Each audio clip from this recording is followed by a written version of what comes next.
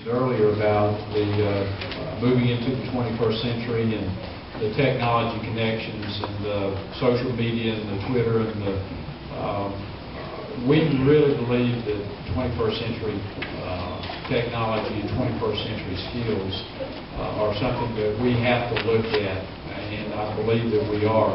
Mr. Pinckney mentioned the Visioning Project. I would encourage moms, dads, grandparents to go to our webpage.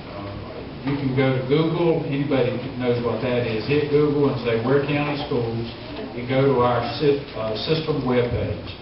And there on the webpage is a link that says Vision for Public Education. You can find a tremendous amount of information all about that program and the goals of that Visioning Project there. One of the other things that Reverend Malone, you mentioned is our commitment to diversity. And I will tell you, that is an issue that pretty much every school district in Georgia struggles with. We work really, really hard to find diverse backgrounds, not just African American, but Hispanics, speakers of other languages, to be able to come and to work here in Ware County. Frankly, there are not a lot of opportunities out there because people aren't going into education. Folks, it's tough work being a teacher. I will tell you, it is not easy work. And you have to really have a calling for it. Floyd and I call it Floyd because we work closely together. He talks about a minister and being an educator. I don't know that there's a whole lot of difference between the two. They're both mission fields as far as I'm concerned. We're out trying to reach people and help them do better. And I guess the question I have is what, we know the applicant flow pool is little. What can we do to help steer people in the field of education? And if we steer them in the field of education and they go and get a job, are we committed locally to hiring? Absolutely. If you go, and again, I've asked you to reference the system goals and objectives, and if you look there, you will find that one of our objectives is to recruit and retain high-quality staff with particular emphasis on minorities, and that's a plus for us. I will mention this, and I've told you about our valedictorian and salutatorian. Their parents, the Sharps, were actually recruited. I recruited them, and their daughter came. She's a valedictorian. She came as a 6th grader. She's graduated this year as valedictorian.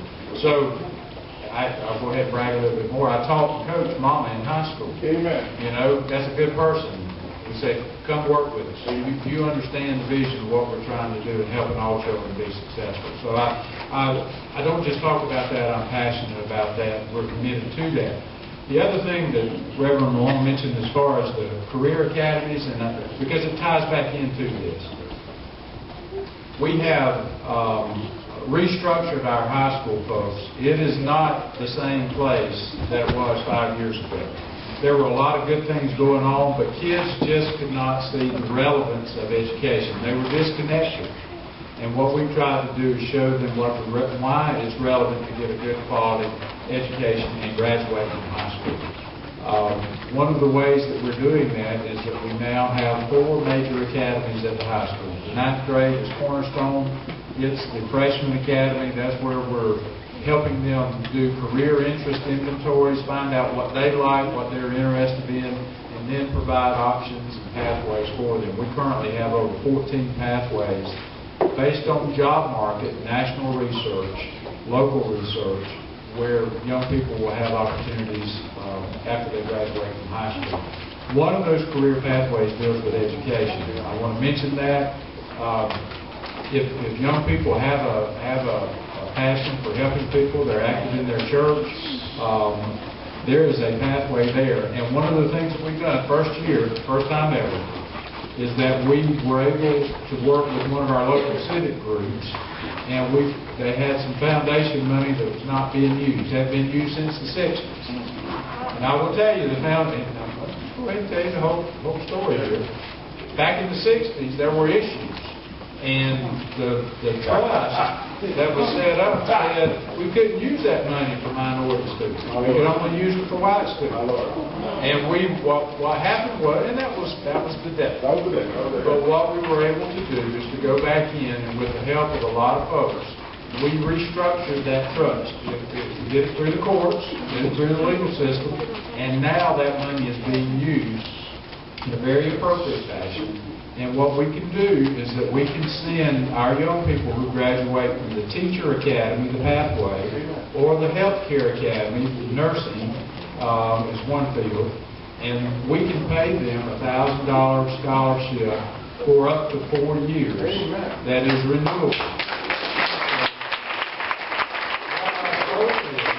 Our goal is to be able to grow our own. Because we may not be able to go out and find them out there in the world, but if we can grow our own people who like Waycross, who want to come back home, we think that's going to pay dividends for us. Yes, sir. And that is something that will go on in perpetuity. I'm really excited about that. I hope that we can get that word out and people will be competitive with that. The money is there. It's invested well. You know, we're very, very thankful to the opportunity to be able to set that up. Amen. Amen. I just want to make one small comment here and kind of piggybacking on something that you've already said in terms of the churches adopting a school. Yes. I think that will do more than anything else in terms of bringing all of this to a point of reality. I really do believe that, and I hope this can be worked out. I believe our schools will be receptive to it. I do know that, especially the elementary schools, I think they need that. Because I think the church may be able to provide some things that we can't provide at the present time, because there are regulations. As a school system, we can't do certain things. You know how that works. So that's something I want you all to kind of really work on, and let's make it a reality. I think that's going to happen. We just want to make sure. With diversity and you name it, all of those other things. Even speaking about price and stuff. Okay. Y'all could do more about that than we can. No doubt about it. Thank you. Before Ms. Gail says, I want to say one more thing. And we're good partners here. Now, yeah, you get it going there. So that brings our brother Tommy here. You'll be hearing more about this. Gail talked about the importance of high school graduation rates going up. And I'm going to just tell the world. In 2004, our graduation rate was 45.1%. It was atrocious. It was bad. Today, I looked at our graduation rate today. Today, it is 80.1%.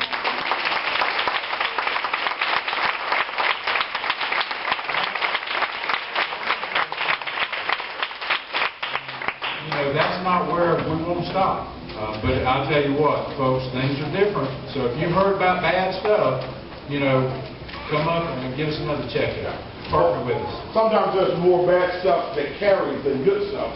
That's why we want to make sure we have an opportunity for the forum, so that people can hear from you all firsthand what those opportunities are and where your commitment is. We don't have career pathways at Oklahoma Technical College, but we do have career programs. And I would like to mention that we select our programs based on the possibility of our graduates getting jobs in our community. You're not likely to see a program in nuclear medicine at Oklahoma Technical College because there aren't jobs there. But you are going to see a viable welding program, automotive technology, practical nursing, surgical technology, respiratory therapy, because what we have to go about is selecting those educational training opportunities for our citizens that will land them a viable job. And I don't know if you know Charlie Gibson. Most people do know Charlie Gibson. He is just everywhere. But it is his job to match up our graduates with jobs in our communities. And he is so frustrated sometimes because some of his graduates don't want to leave home. They don't want to leave, even though they're adults, they don't want to leave mom. So he does find himself in that a little bit. But we are excited because our mission is training, education, and getting people jobs through programs that are going to work here, not necessarily in Atlanta, but work here. So the relationships, as you talk about and lift up education in the communities, it is a very cost-effective way to get initial training or to retrain if someone wants to pursue a career pathway or they want to change it. Maybe they've been laid off from a job and they want to change their career pathways and options in their lives. So I just want to leave with that, and we work very hard to make sure that we maintain students and that we hold on to them to graduate.